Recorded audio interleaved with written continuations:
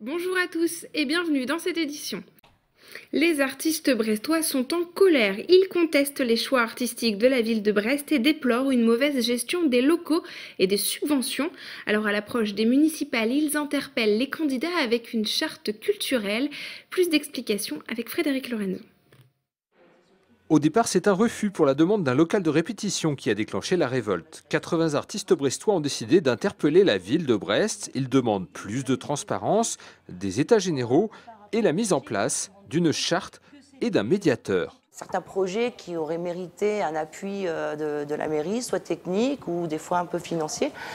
Et on s'est rendu compte que c'était fermé pour nous, voilà. Donc une sensation un petit peu d'injustice, c'est que s'il y avait un médiateur comme un médiateur de la République, on pourrait se dire, bah, moi je ne comprends pas pourquoi on ne m'aide pas sur mon projet est super. Donc il y aurait quelqu'un d'extérieur au service culturel, extérieur à la maison des artistes, qui dirait, bah oui, effectivement, qui validerait ou invaliderait la décision prise par la mairie.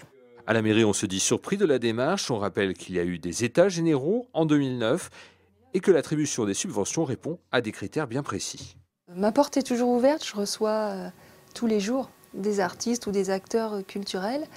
Le projet politique a été défini en début de mandat. Ma légitimité, je la tiens à la fois des électeurs et aussi d'une année de concertation. Les états généraux ont eu lieu en 2009. Durant toute l'année, avec près de 800 Brestois qui y ont participé. Et c'est sur cette base-là que la politique culturelle est mise en œuvre. Nous choisissons toujours à partir des projets et du soutien à la création, à partir du moment où ça relève de l'intérêt général. Les artistes brestois interpellent les politiques. Ils ont envoyé leurs propositions à chaque candidat au municipal à Brest.